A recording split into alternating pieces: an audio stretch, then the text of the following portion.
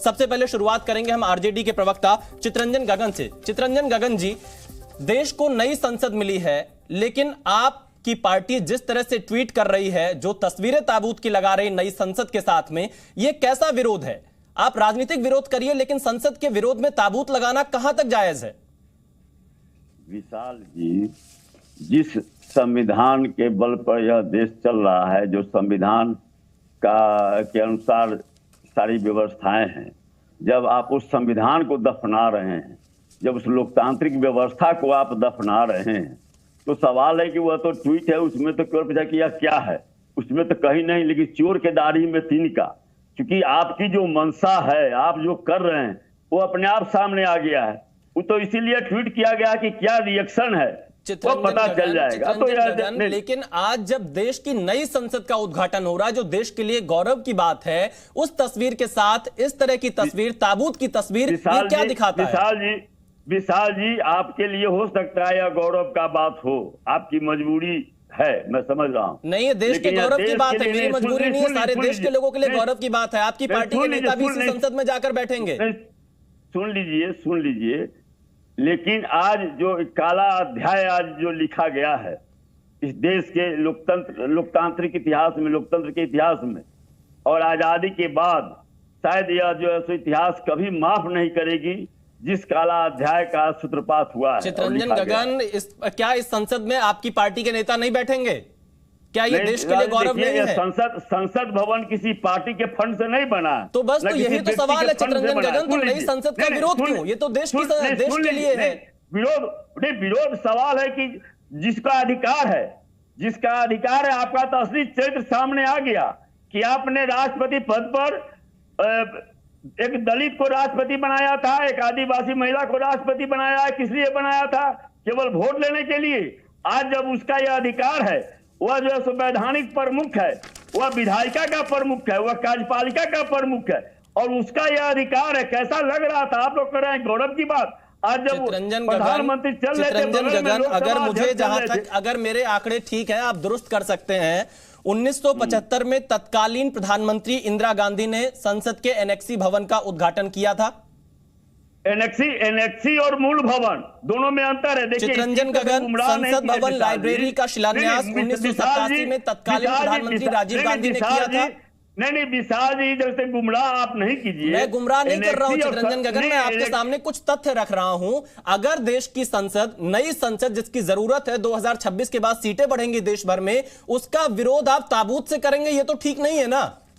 भाई, आप जो है लोकतंत्र को जो है दफना रहे हैं, आप संविधान को दफना रहे हैं। आज का आयोजन कोई लोकार्पण का था तो लग रहा था जैसे राज्याभिषेक हो रहा है किसी का। आज तो जिस ढंग से यह देश संविधान से चलेगा या चलेगा राजदंड से, आज जिस ढंग से राजदंड को महिमा मंडित किया जा रहा था, यह तो जो चितरंजन गगन, आप मूल सवाल का जवाब नहीं दे रहे कि आप ताबूत क्यों लगा रहे हैं। विरोध आपका अपनी जगह है, आपने जो मुद्दे उठाए उस पर मैं बीजेपी से जवाब लूंगा, लेकिन ताबूत से संसद की तुलना करना, इस तरह से तस्वीर लगाना, क्या ये लोकतंत्र के लिए सही है? क्या आप लोकतंत्र की पैरवी इस तरह से करेंगे? आप लोकतंत्र की पैरवी इस तरह से करेंगे? चितरंजन गगन, आप लोकतंत्र की बात कर रहे हैं कि आप लोकतंत्र की पैरवी, लोकतंत्र की बात ताबूत से करेंगे? नहीं, लोकतंत्र दफनाया जा रहा है, ये इसका जवाब न चाहिए। यह दफन हुआ कि नहीं? लेकिन आप संसद के साथ ताबूत लगा के कैसे सवाल उठा सकते हैं? क्या ये संसद का अपमान नहीं है? आज राष्ट्रपति को क्यों नहीं बुलाया गया? चितरंजन गगन, ताबूत लगाना क्या संसद का अपमान नहीं है? जाति से आती थी। चितरंजन गगन, क्या ये संसद का अपमान नहीं है?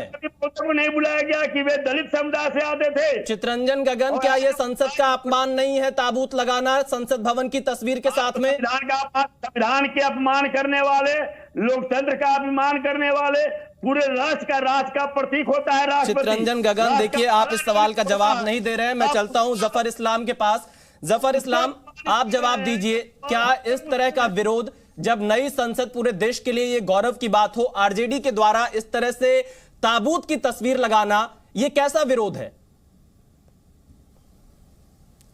देखिए, आज बड़े अफसोस के साथ कहना पड़ रहा है, एक देश का प्रधानमंत्री, अब जिस तरह से उन्होंने मान सम्मान, जो स्वाभिमान, देश की स्वाभिमान की रक्षा करना और उसको एक गुलामी से हटने का प्रतीक, और जिस तरह से उन्होंने इसको पूरे तौर से जमीन में अपने आप को समर्पित करके इसको चूमा है, वो एक आपका नजारा है। और दूसरी तरफ ये तो ताबूत वाली बात, इससे समझ में आता है कि कैसी मानसिकता है।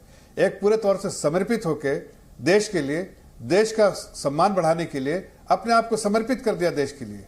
और एक दूसरे लोग हैं इसमें भी ऐसे समय पे, जबकि सबके लिए, देखिए कोई एक पार्टी के लिए, कि एक इंसान के लिए नहीं, ना तो प्रधानमंत्री के लिए नहीं, ना तो किसी एक आम इंसान के लिए।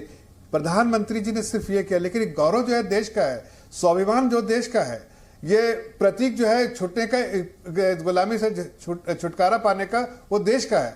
और देश का जब ऐसा पल हो, ऐसा सुनहरा पल हो, उस पर जब कोई बायकॉट करता है तो ऐसा लगता है कि देश को, आपने देश की आत्मा से खिलवाड़ किया है। और इसलिए मैं कह रहा हूं कि देश की जनता इनको 2024 में जिस ताबूत का जिक्र कर रहे हैं, उस ताबूत में ही इनको दफन कर देगी। चलिए देखिए, जफर इस्लाम अपनी बात रख रहे हैं। मैं देश का मानसा हूं। मैं समाजवादी पार्टी के प्रवक्ता घनश्याम तिवारी के पास चलता हूं।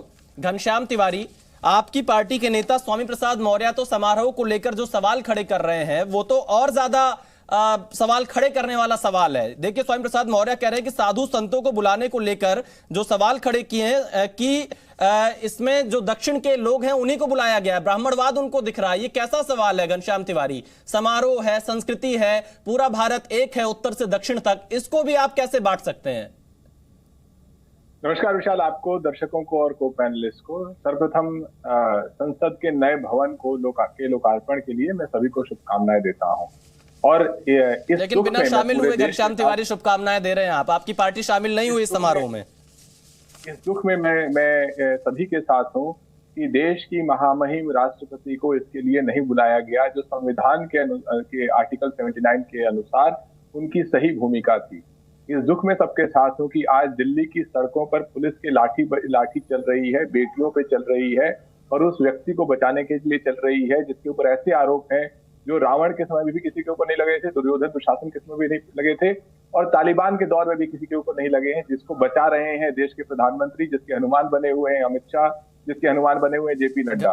मैं इस दुख में भी सभी के साथ हूं। घनश्याम जी, मेरा सवाल यही है आपसे कि स्वामी प्रसाद मौर्य कैसे साधु संतों को लेकर सवाल खड़े कर रहे हैं? ऐसा कोई पहला बयान नहीं है स्वामी प्रसाद मौर्य का। इससे पहले वो रामचरितमानस पर सवाल उठाते हैं। आज जब साधु संत वहां पर मौजूद हैं नई संसद के उद्घाटन में, तो वो सवाल खड़े कर रहे हैं।